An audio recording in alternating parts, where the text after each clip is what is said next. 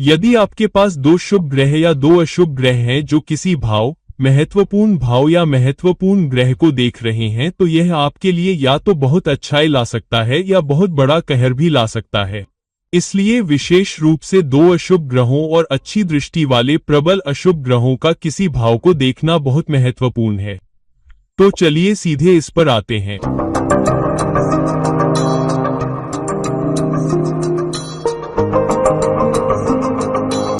नमस्कार और मेरे सभी दोस्तों को आपके मित्र ज्योतिषी और मार्गदर्शक की ओर से एक बार फिर से आपके साथ आपके अपने चैनल के अनुसार आश्वासन। हमने विभिन्न स्थानों, विभिन्न गरिमाओं और इसी तरह के कई क्रम परिवर्तन संयोजन किए हैं। एक चीज जिसे हमने अभी तक कवर नहीं किया है वह है किसी भी भाव पर दोहरी दृष्टि। तो किसी अशुभ ग्रह की दोहरी दृष्टि आपके संबंधित लग्न के लिए या तो एक स्वाभाविक लाभ या एक स्वाभाविक अशुभ हो सकती है, और यदि वे किसी भाव को देख रहे हैं तो उस भाव के परिणामों पर क्या प्रभाव पड़ता है। तो उदाहरण के लिए अगर दो शुभ ग्रह जैसे बुध या शुक्र या बुध या चंद्रमा या शुक्र या बुध या चंद्रमा और बृहस्पति दोनों एक विशेष भाव या विशेष ग्रह पर दृष्टि रखते हैं, तो यह दोहरी दृष्टि आपके लिए किस तरह के परिणाम ला सकती है। लेकिन इससे भी ज्यादा खतरनाक, ज्यादा चुनौतीपूर्ण और ज्यादा परेशान करने वाला, ज्यादा बाधा उत्पन्न करने वाला एक विशेष दृष्टि का प्रभाव होता है, जैसे शनि की तीसरी या 10वीं दृष्टि, या मंगल की चौथी या 8वीं दृष्टि, या राहु की 5वीं या 9वीं दृष्टि।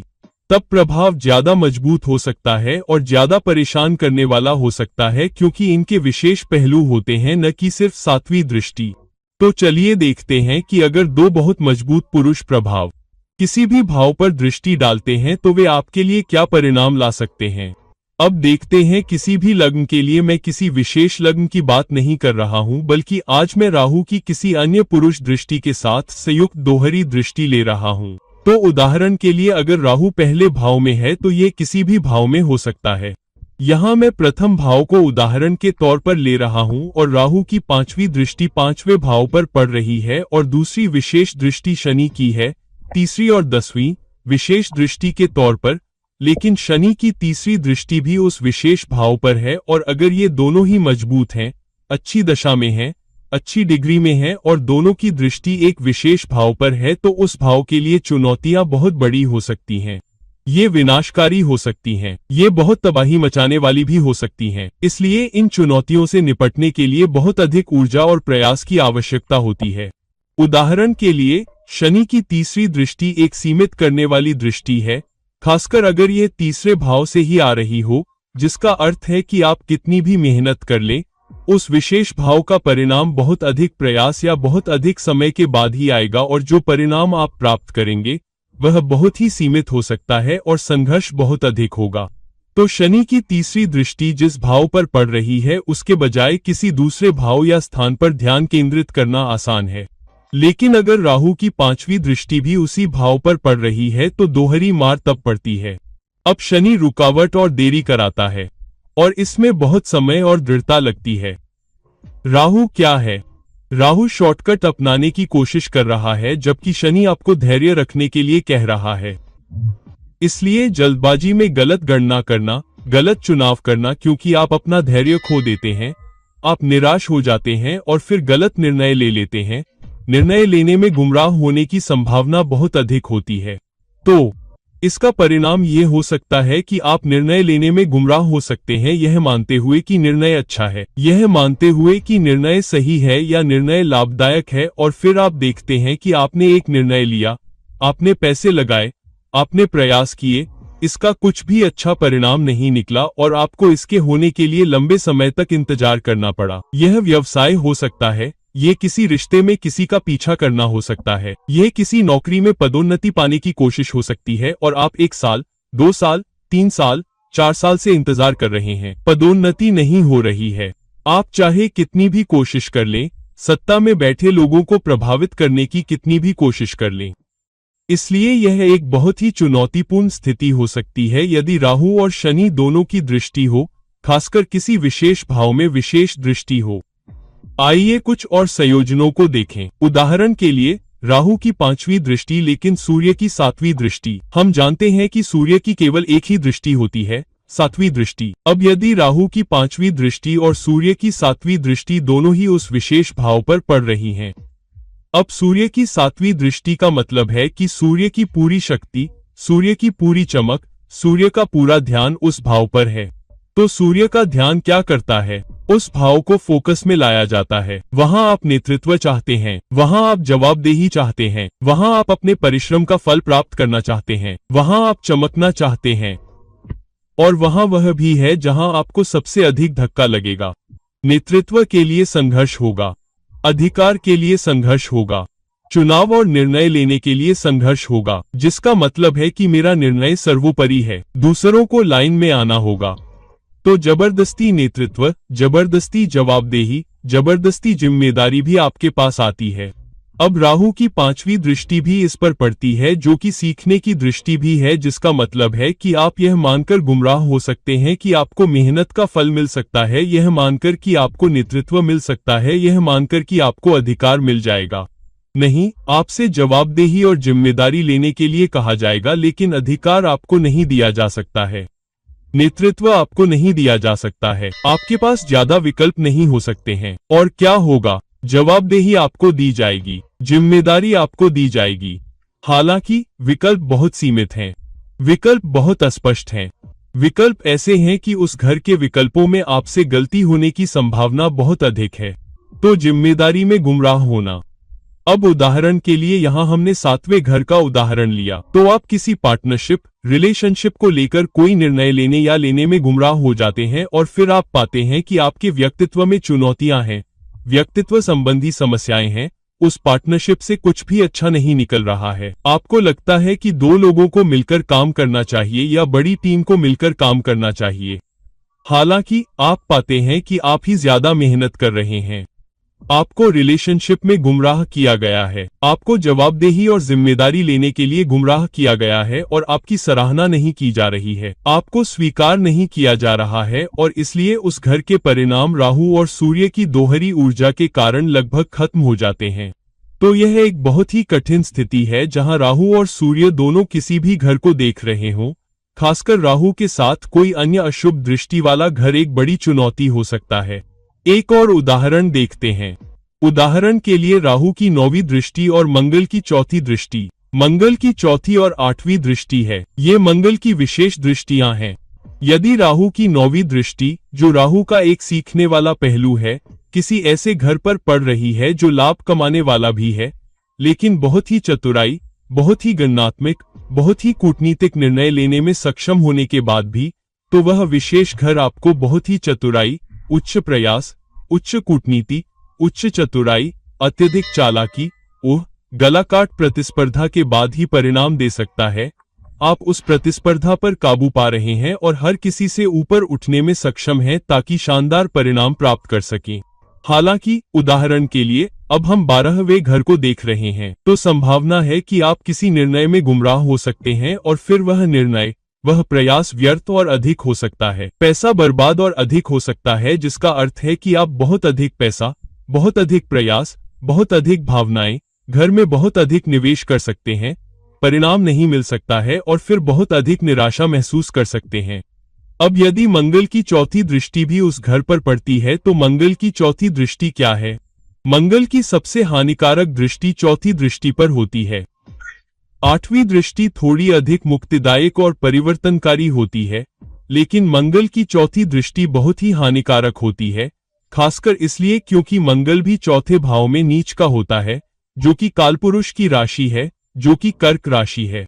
कैंसर 4थे भाव से संबंधित है, इसलिए मंगल की 4थी दृष्टि बहुत ही घातक, बहुत ही आक्रामक और बहुत ही जलन पैदा करने वाली होती है। अब हम जानते हैं कि राहु और मंगल अगर एक भाव में साथ हों तो वे अंगार दशा बनाते हैं, जो कि एक उग्र दशा होती है। अब अगर वे दोनों एक ही भाव पर अलग अलग भावों से एक ही दृष्टि से देख रहे हों तो उस भाव के परिणामों को नष्ट करने की संभावना बहुत अधिक होती है, क्योंकि अत्यधिक प्रयास बहुत अधिक होता है।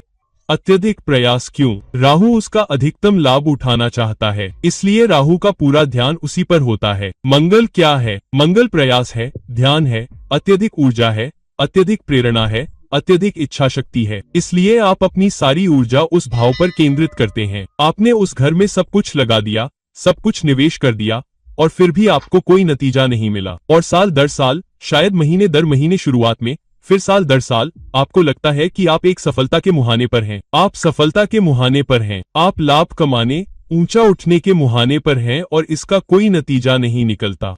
और बहुत समय बाद ही आपको एहसास होता है कि सारी मेहनत बेकार हो गई। आपको एक ऐसे फैसले के लिए गुमराह किया गया है जो आपके लिए केवल बर्बादी और अधिकता ला रहा है। इसलिए यह एक बहुत ही चुनौतीपूर्ण स्थिति हो सकती है, खासकर दोनों की दृष्टि 12वें घर पर हो। फिर किसी बड़े संगठन में बिना किसी बड़े लाभ के काम करना, बिना किसी बड़ी तरक्की के, यहाँ तक कि विदेश या विदेशी कंपनियों में जाना और उसका पूरा लाभ न उठाना या बहुत कम लाभ उठाना भी यहाँ देखा जा सकता है। आइए एक और संयोजन देखते हैं। यहाँ हम राहु की 9वीं दृष्टि देख रहे हैं, लेकिन शनि की 10वीं दृष्टि भी। राहु की 10वीं दृष्टि एक बहुत ही कर्म संबंधी दृष्टि है, क्योंकि शनि कालपुरुष कुंडी में 10वें घर का भी स्वामी है। शनि का अर्थ है समर्पण, कठोर परिश्रम, अनुशासन, दिन रात मेहनत करना ताकि उस विशेष क्षेत्र में परिणाम मिल सके। अब जब राहु की दृष्टि भी उस भाव पर है, तो यहाँ यंग और यांग है। हाँ, राहु समय से समझौता करने को तैयार नहीं है। राहु तुरंत परिणाम चाहता है। राहु का अर्थ है शॉर्टकट। शनि का अर्थ है समय के साथ बहुत अधिक प्रयास करना। अब क्योंकि राहु की 9वीं दृष्टि सीखने की दृष्टि से है, तो राहु शॉर्टकट लेना सीखता है। राहु अधिक चतुराई से काम लेना सीखता है। राहु अधिक कूटनीतिक होना सीखता है। शनि की 10वीं दृष्टि अधिक अनुशासन, दृढ़ता, धैर्य, कर्म, समय के साथ अधिक प्रयास करना और परिणाम प्राप्त करना है। तो आपके द्वारा किए गए निश्चित प्रयास, आपके द्वारा किए गए निश्चित समर्पण, आपके द्वारा की गई कड़ी मेहनत के माध्यम से, क्योंकि यह एक बहुत ही कर्मिक स्थिति है। अब दोनों दृष्टियां उस भाव पर हैं। उदाहरण के लिए यहाँ यह 9वां भाव है। अब जो होगा वो ये कि आपके पास जो सीख है, जो शिक्षा है, जो योग्यता है, जो विशेषज्ञता है, वो आपको तुरंत अल्पावधि में उच्च फल नहीं देगी, जिसका मतलब है कि आपको समय के साथ बहुत अधिक प्रयास करना होगा, इस उम्मीद में कि आपको अपनी सीख, अपनी विशेषज्ञता, अपनी योग्यता से सफलता मिलेगी। हालांकि आप पाते हैं कि जो लोग आपसे कम पढ़े लिखे हैं, जो लोग आपसे कम सक्षम हैं, जिनके पास आपसे कम विशेषज्ञता है, जो लोग उस क्षेत्र या उस विशेष योग्यता के बारे में कम जानते हैं, वे बहुत आगे निकल जाते हैं। वे बॉस या अधिकार प्राप्त लोगों की अच्छी किताबों में दिखाई देते हैं, और आप जितना भी बेहतर हासिल करना चाहें, उस विशेष क्षेत्र से उच्च लाभ नहीं मिलता है, खासकर इसलिए क्योंकि आपका शनि अपव्यय और अधिकता के 12वें घर और कर्म के 10वें घर में है। इसलिए आपके सभी कर्म संबंधी प्रयास व्यर्थ और अधिक हो जाते हैं। राहु लग्न में है, इससे आपको बहुत अधिक लालच, बहुत अधिक प्यास, बहुत अधिक भूख लगती है, फिर भी आप वह लाभ नहीं पा पाते जिसकी आप उम्मीद करते हैं। तो यह बहुत ही चुनौतीपूर्ण स्थिति हो सकती है, बहुत ही बाधा उत्पन्न करने वाली स्थिति हो सकती है। अब एक और स्थिति पर नजर डालते हैं जहां राहु और शनि दोनों 8वें घर को देख रहे हैं। तो यहाँ राहु की 5वीं दृष्टि 8वें घर पर है, शनि की 3री दृष्टि 8वें घर पर है। दोनों की दृष्टि 8वें घर पर है, जो सबसे कठिन धूलों में से एक है। तो यहाँ क्या होता है? 8वें घर पर राहु का अधिक ध्यान होने का मतलब है कि राहु छिपी हुई चीजों से लाभ उठाना चाहता है, जो आसानी से प्राप्त नहीं की जा सकती है, जो गहराई में है। इसलिए आपको अधिक लाभ कमाने के लिए, इसमें से लाभ निकालने के लिए बहुत अधिक प्रयास करने होंगे। हालांकि क्योंकि इसे रिंद्रहा भी कहा जाता है, यानी अंधेरे का घर, आप देख नहीं पाते कि आप कहां जा रहे हैं। आप यह नहीं देख पाते कि परिणाम कहां से आ रहे हैं। आप उन खतरों को नहीं देख पाते जो आपके सामने आ रहे हैं। आप उन लाभों को नहीं देख पाते जो आपके लिए हो सकते हैं। आप लंबे समय से अंधेरे में हैं और उजाले का इंतजार कर रहे हैं। उजाले के आने का इंतजार कर रहे हैं, कुछ नहीं निकल रहा है। और धूल में शनि एक धूल पर 3री दृष्टि से दूसरे धूल पर दृष्टि डाल रहा है। तो इसका मतलब है कि हर समय प्रतिस्पर्धा पर काबू पाने के लिए बहुत अधिक प्रयास करना पड़ता है। प्रतिस्पर्धा आपको पीछे धकेलती है। अब आपके अंदर बहुत अधिक भूख और लालच है, बहुत अधिक प्यास है। आप किसी ऐसी चीज से सफलता चाहते हैं जो अंधेरे में है, छिपी हुई है। आप दिन रात प्रयास कर रहे हैं। 8वां घर बाधाओं, चुनौतियों का भी घर है, और चुनौतियां आपके पीठ पीछे छिपे लोगों से आती हैं जो आपके परिणामों को नुकसान पहुंचाने के लिए आपकी पीठ पीछे काम करते हैं। कभी कभी परिवार भी कोई ऐसा हो सकता है जो आपके खिलाफ हो या आपको पर्याप्त समर्थन न दे, आपको पर्याप्त शक्ति न दे और आपके साथ खड़ा न हो। तो यह एक बहुत ही कठिन स्थिति हो सकती है जहां आप चाहे जितनी कोशिश कर लें, आपको परिणाम नहीं मिल सकते हैं, और विशेष रूप से संपत्ति बनाना, घर बनाना, संपत्ति बनाना, दैनिक सुविधाएं प्राप्त करना, वह अच्छी कार प्राप्त करना जो आप चाहते हैं, वह सुंदर कपड़े जो आप चाहते हैं, वह डिजाइनर कपड़े जो आप चाहते हैं, वह सब हर समय आपकी पहुंच से बाहर लगता है। तो वास्तव में बहुत कठिन स्थिति है। अब एक और स्थिति पर नजर डालते हैं जहां राहु और मंगल दोनों राहु की 9वीं दृष्टि और मंगल की 4थी दृष्टि को एक शुरुआती उदाहरण के रूप में देखते हैं। हालांकि यहां दोनों छठे घर को देख रहे हैं। अब छठा घर बीमारियों, प्रतिस्पर्धा, पीठ पीछे काम करने वालों और ऋण के लिए एक बहुत ही खतरनाक घर है। तो हाँ, मंगल की 4थी दृष्टि का मतलब है कि आप पैसे उधार लेने या ऋण लेने से सफलता पाने की कोशिश करते हैं, और राहु की 9वीं दृष्टि का मतलब है कि आप दूसरे लोगों के अनुभवों से नहीं सीख रहे हैं, इसलिए आप इस उम्मीद में कुछ करते हैं कि आपको उससे परिणाम मिलेगा। आप ऋण मांगते हैं, आप ऋण में फंस जाते हैं। मंगल उस पर भी ध्यान केंद्रित करता है। चौथे घर पर फोकस, चौथे पहलू पर फोकस, जिसका मतलब है कि आप किसी ऐसी चीज में कूद पड़ेंगे जहां बहुत ज्यादा प्रतिस्पर्धा है, लेकिन आप नतीजे नहीं पा सकेंगे। खास तौर पर करियर में, काम में, अपने कर्म में, दिन प्रतिदिन की गतिविधियों में आप हार सकते हैं। आप कोशिश करते हैं लेकिन आप नतीजे नहीं ला पाते, या सत्ता में बैठे लोगों से स्वीकृति या सराहना नहीं पा पाते, और यहाँ तक कि अपने टीम वर्क से भी नहीं। और आप पाएंगे कि जो लोग आपसे नीचे हैं, अधीनस्थ हैं, उन्हें बेहतर ध्यान मिल रहा है क्योंकि वे अधिक चतुर, अधिक कूटनीतिक हैं। आपको पता भी नहीं चल सकता कि आप पर क्या वार हुआ। तो छठे घर पर, कर्ज के घर पर, जिसका मतलब है या प्रतिस्पर्धा के घर पर, दोनों की दृष्टि होने से आप हमेशा हार जाते हैं। आप हमेशा लोगों से पीछे रहते हैं। हर कोई आपसे आगे भागता हुआ दिखाई देता है। अब सूर्य और राहु का एक और उदाहरण देखते हैं। दोनों एक धूल में हैं और दोनों एक और धूल को देख रहे हैं। छठे घर से सूर्य की 7वीं दृष्टि 12वें घर पर है। राहु की अष्टम भाव से 5वीं दृष्टि फिर से द्वादश भाव पर है। यह बहुत ही नुकसानदायक स्थिति हो सकती है क्योंकि सूर्य छठे भाव में अच्छा नहीं होता है, और कहा जाता है कि सूर्य द्वादश भाव में जाकर मर जाता है। तो यहाँ राहु की 5वीं दृष्टि लाभ की दृष्टि है, लेकिन भूख और लालच की दृष्टि है, और सूर्य की दृष्टि जो नेतृत्व, जवाबदेही, अधिकार की दृष्टि भी है, लेकिन एक ऐसे भाव पर जो व्यर्थ है और आपको अधिकता देता है, और सूर्य द्वादश भाव में अच्छा नहीं होता है। तो बहुराष्ट्रीय कंपनियों, विदेशी कंपनियों या विदेशी भूमि या विदेशी शिक्षा की डिग्री में आपको बेहतर परिणाम मिलने की संभावना बहुत कम हो सकती है। तो आप हमेशा राहु के कारण किसी न किसी बाधा में फंसते रहते हैं, और आप हमेशा अपना सर्वश्रेष्ठ देने की कोशिश करते हैं, अधिक जिम्मेदारी लेने की कोशिश करते हैं, या परिणाम अपने हाथ में लेने की कोशिश करते हैं, लेकिन ऐसा लगता है कि कुछ भी आपके हाथ में नहीं है। सब कुछ दूसरों के हाथ में लगता है, यहाँ तक कि आपके प्रतिस्पर्धियों के भी, और आपको इससे कुछ भी नहीं मिलता है। तो यह सबसे चुनौतीपूर्ण प्लेसमेंट में से एक हो सकता है।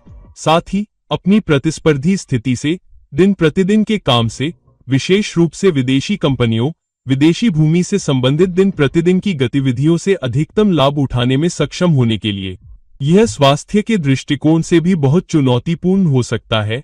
इसलिए आपको अपनी जीवन शैली का भी बहुत ध्यान रखना होगा। और समाप्त करने से पहले एक और उदाहरण लेते हैं। मंगल की 8वीं दृष्टि। ठीक है, जैसा कि मैंने पहले कहा, मंगल की 4थी दृष्टि बहुत हानिकारक हो सकती है, लेकिन मंगल की 8वीं दृष्टि बहुत परिवर्तनकारी और बहुत बदलाव लाने वाली है। अब मंगल की 8वीं दृष्टि 12वें घर पर है। 8वें घर से राहु 5वीं दृष्टि से 12वें घर को देख रहा है। तो यहाँ राहु आपको उस क्षेत्र से परिणाम प्राप्त करने के लिए उच्च भूख और लालच दे रहा है जहाँ आपको अपने कंफर्ट जोन से बहुत दूर जाना होगा। 12वां भाव हमेशा विदेश नहीं होता, लेकिन 12वां भाव आपके कंफर्ट जोन से बहुत दूर जाकर किसी ऐसे क्षेत्र में काम करना है जहां आपने पहले काम नहीं किया है, या आपने पहले कभी कोशिश नहीं की है और आप पहली बार कोशिश कर रहे हैं, या कुछ ऐसा जो आपके लिए आसानी से सुलभ नहीं है, जैसे कि विदेशी भूमि पहले आपके लिए आसानी से सुलभ नहीं थी। मंगल की 8वीं दृष्टि उस पर है, लेकिन 5वें भाव से, जो कि 8वां है, 10वें भाव तक, तो 88 का संयोजन यहाँ काम कर रहा है, जिसका अर्थ है कि आप बदलाव, परिवर्तन के लिए चाहे जितनी कोशिश कर लें, आप बस आगे नहीं बढ़ पा रहे हैं। आपको लगता है कि आप स्थिर हैं, आप आगे नहीं बढ़ पा रहे हैं। 8वां भाव लगातार आपको रोक रहा है, 8वां भाव लगातार आपको नीचे धकेल रहा है और मंगल की 8वीं दृष्टि लेकिन बर्बादी और अधिकता के 12वें भाव पर नुस्ना लगातार आपको बदलने या रूपांतरित नहीं होने दे रहा है। आप स्थिर हो जाते हैं, आप ऊपर नहीं जा पाते, आप बाहर नहीं निकल पाते, चाहे किसी रिश्ते में हो, साझेदारी में हो, व्यापार में हो, काम में हो, करियर में हो या किसी प्रोजेक्ट में हो। अब अगर आप उस घर पर एक और पहलू जोड़ते हैं, जैसे कि सूर्य को भी ले आते हैं, तो यह थोड़ा दुर्लभ है, लेकिन मैं यह उदाहरण केवल उन लोगों के लिए दे रहा हूं जिनके घर में 3 पाप ग्रह हो या 3 पाप ग्रह एक घर को देख रहे हो। यह बेहद खतरनाक हो सकता है। अगर आपके साथ ऐसा हो तो आपको वास्तव में बहुत सतर्क रहना होगा, उस विशेष घर और उस घर के स्वामी पर ध्यान देना होगा जहां वह स्थित है, क्योंकि वह क्षेत्र आपको लगातार परेशान करेगा। यह आपको बैठने नहीं देगा, यह आपको सांस नहीं लेने देगा, यह आपको हमेशा दीवार से टकराता रहेगा। इसलिए मैं आज आपको यह वीडियो दिखा रहा हूं ताकि आप सावधान रहें। बहुत से लोग मेरे पास आकर कहते हैं कि आप इस नौकरी में, इस रिश्ते में, इस व्यवसाय में इसलिए फंसे हैं क्योंकि आप यह नहीं समझ पा रहे हैं कि आपके लिए कौन सी स्थिति काम कर रही है। इसलिए बेहतर है कि उस विशेष क्षेत्र से बचें, उस स्थिति से बचें, उस घर के परिणामों से बचें और किसी ऐसे क्षेत्र पर काम करें जहां आपके लिए बेहतर संभावनाएं हों। इसलिए मैं यह वीडियो आपके लिए इसलिए ला रहा हूं ताकि आप समझ सके कि बाधाएं कहां आ सकती हैं, चुनौतियां कहां आ सकती हैं, नुकसान कहां हो सकता है, सबसे ज्यादा तबाही कहां आ सकती है, जहां आप लाभ नहीं कमा पा रहे हैं। इसलिए आपको इन स्थितियों को समझने के लिए और अधिक सावधान रहने की जरूरत है। या तो उन विशेष क्षेत्रों से बचें या बहुत ही समझदारी से काम लें। इसलिए इन स्थितियों की गहरी समझ, गरिमा की गहरी समझ, घरों के शासकों की गहरी समझ बहुत जरूरी है ताकि आप उस घर से अच्छा लाभ कमा सकें या इन 2 अशुभ पहलुओं से होने वाली विनाशकारी शक्ति से बच सकें।